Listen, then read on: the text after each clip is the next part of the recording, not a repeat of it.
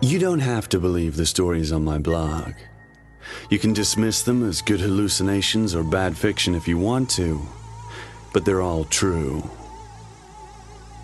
The darkness was never empty. There are things that wait for the innocent and unwary to turn their backs. What is it you think I'm talking about here? Ghosts? Vampires? Ghouls? If only it were that simple. The creatures of the night are still out there, but they're not shadowing your every footstep.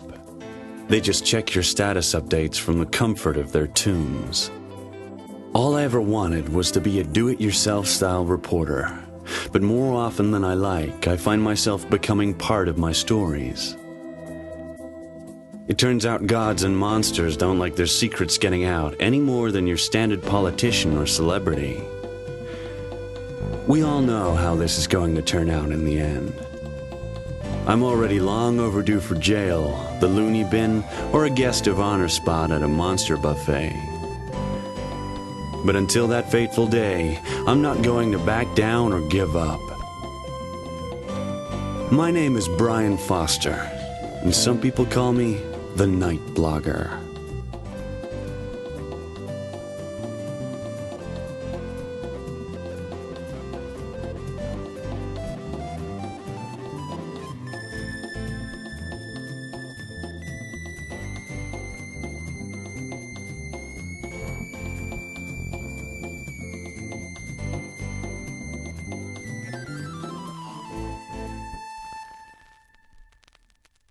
The Night Blogger, The Graveyard Game and Other Cemetery Plots, Part 4.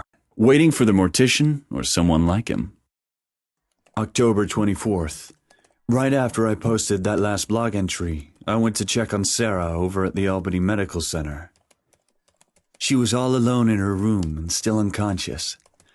I allowed myself to dream that just touching her hand would wake her up, but we all know that dreams never come true. I told her I loved her. I told her everything I should have said weeks ago. I promised her that it was going to be all right now, that I had burned the idol of Luna and a whole bus full of clowns to boot. There was a long silence.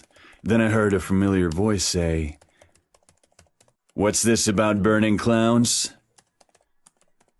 I wasn't surprised to turn around and find myself looking at the stern yet rodent-like features of Detective Philip Bradshaw. Sure enough, 5 minutes later, I was in handcuffs again. This isn't the first time you readers have read about Detective Bradshaw, and some of you have asked why he has it in for me. Well, I'm going to let him explain it in his own words.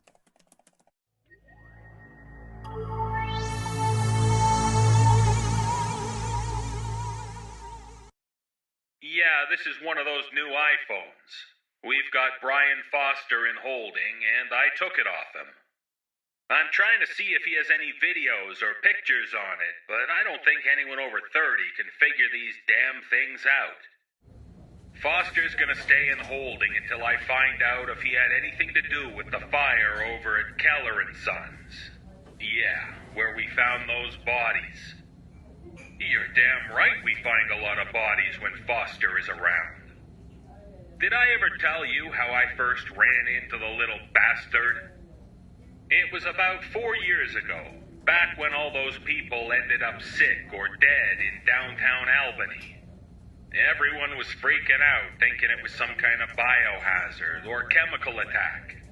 The FBI and Homeland Security were crawling over every crime scene. And who had to deal with them? Me. One day, he shows up at my desk, Mr. Night Blogger himself. He says he has information for me. So, of course, I have to listen to what he's got to say, even though the whole damn city knew about his nutty theories. That was back when they were still printing his blog posts in Metroland. All this crap about ghosts, vampires, and psychic volcanoes. Now he tells me that these attacks weren't the work of terrorists or an isolated nut job. He said it had something to do with the new exhibit at the Albany Museum of Art and History. I guess they had a new display there, some kind of pottery they dug up over in Egypt.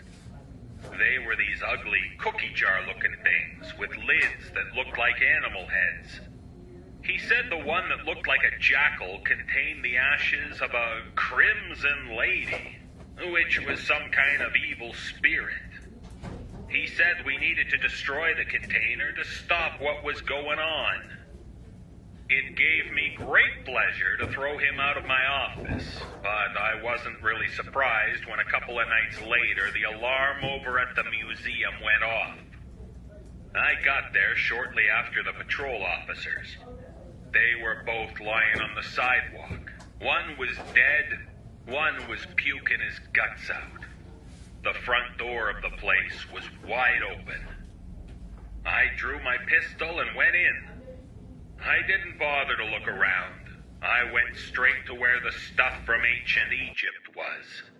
Sure enough, Brian Foster was there, but he wasn't alone. He was fighting with some homeless broad I had seen hanging around some of the crime scenes. We even interviewed her as a witness, but all she did was spout gibberish. So there she was, chasing Brian Foster around one of the glass cases they keep the mummies in. She's got this huge knife in her hand, and she's already cut him up pretty bad. Also, I noticed that Foster is wearing one of those flu germ mask things. I tell them both to get on the floor, but all that does is make the crazy lady crazier. She forgets about Foster and goes right after me, swinging the knife and screaming nonsense. So, I shot her, almost point-blank range. She went down. First time I ever shot someone. I get ready to tell Foster to get down again, but he suddenly points and screams, "Behind you!" I guess the whole thing had me more spooked than I thought, because when I spun around, I thought I saw something. I don't know what, it was just this flash of red. I fired without thinking, but thank God the only thing I hit was one of those Egyptian cookie jars. Yeah, the one with the jackal-shaped lid. Dust goes spilling out of it, and Foster falls to his knees and starts hyperventilating. I pulled off the germ mask, and I see he's laughing. The son of a bitch is laughing. Hey, are you sure this thing isn't on?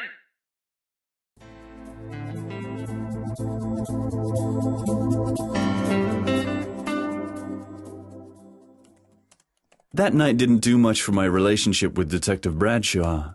But then again, shooting a priceless antique didn't do much for Bradshaw's career. I noticed he didn't mention that after that incident, the deaths and illnesses stopped. That thing in the canopic jar was a plague spirit. Not that anyone believed me. No one but you dear readers ever does. There was talk of jail time for me. Imagine my surprise when the powers that be decided to let the whole thing drop. One of my contacts at the morgue told me what happened. The body of the woman I was fighting with, that ersatz priestess of Sekhmet, had completely decomposed to nothing within 24 hours. 24 hours.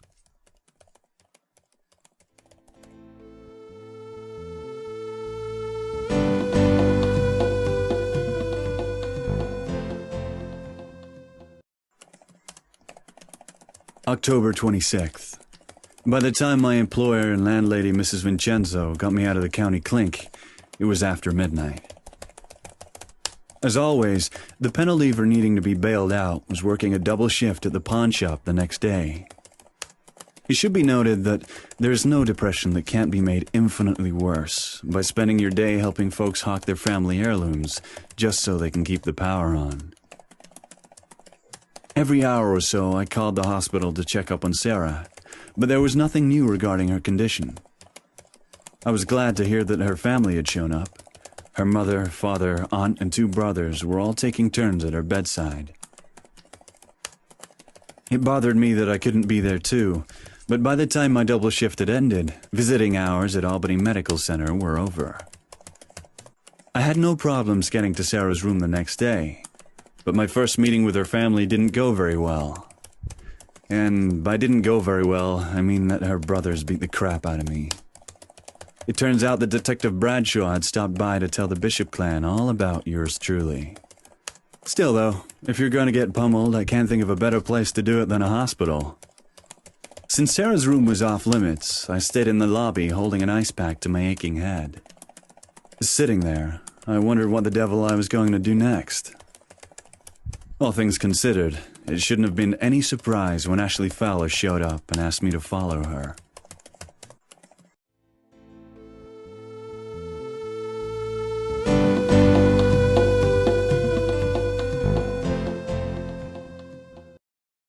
Even for a crazy redhead, Ashley Fowler seemed dangerous that night.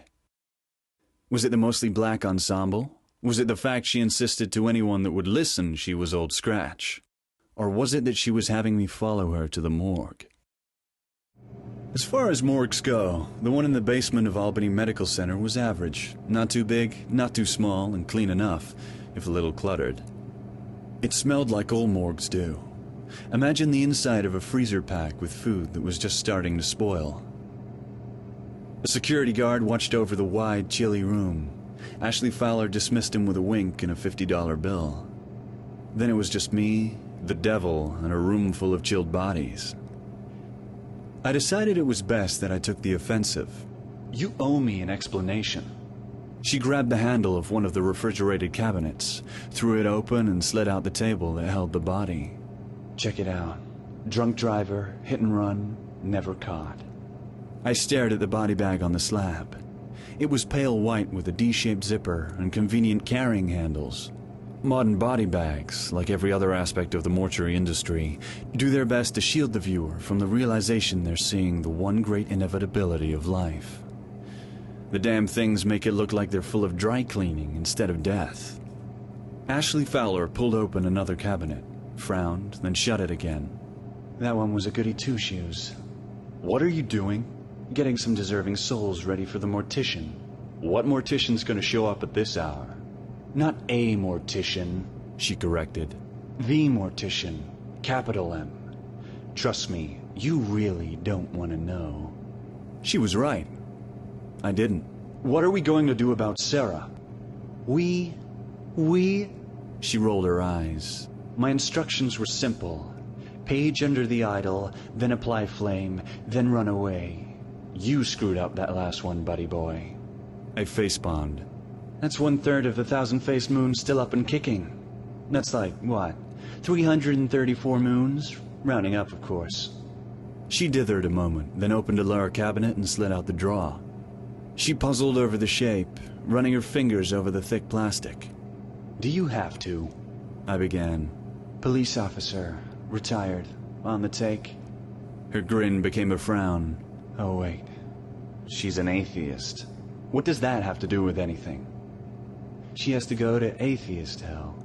Of course, I had to ask. What's atheist hell? Heaven, of course. She slammed the cabinet door closed. Can you imagine it? An entirety of the chosen and the saved being smug to you. Give me fire and brimstone any day. So, I asked, what do I do now? Do? We do nothing. It's out of our hands. She pulled open another drawer and grinned. A serial killer. I knew it. You know the best ones never get caught. This is a keeper. It may be out of your hands, but it isn't out of mine. There has to be something I can do. Nope. She flung open another drawer and winced at what she found. Ew. A Nickelback fan. Throwing all chivalry aside, I grabbed her and gave her a shake. This is serious. I'm serious. Help me. You say you're Satan? Fine. You want my soul? Fine. Let's make a deal. There was pity in her eyes. You know I can't take what's already spoken for. Sorry, Brian. All you've got is sympathy from the devil. Fuck you! I pushed her away. She blundered back against the metal gurney. Fuck your bullshit! Then I turned around and stomped out of the morgue.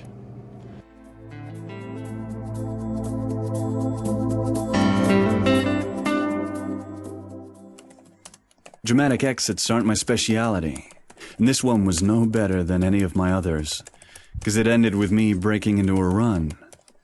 But what would you do if you suddenly heard the sound of bodies beginning to shift and squirm against thick plastic? If the cold air began to fill with breathless, choking cries? And lastly, let me apologize to any Nickelback fans out there. I'm sure the devil listens to their music all the time.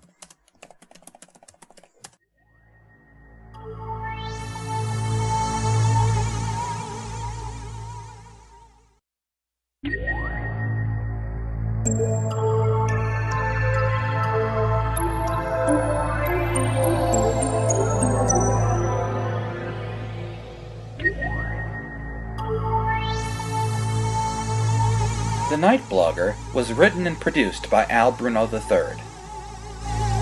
Production assistance was by Brian Mancy. The voice of the Night Blogger is Brian Mancy. The voice of Detective Bradshaw is David Cummings. Music was by Josh Bruno. For more internet tomfoolery, stop by albruno3.blogspot.com. And while you're there, why not consider clicking the donate button?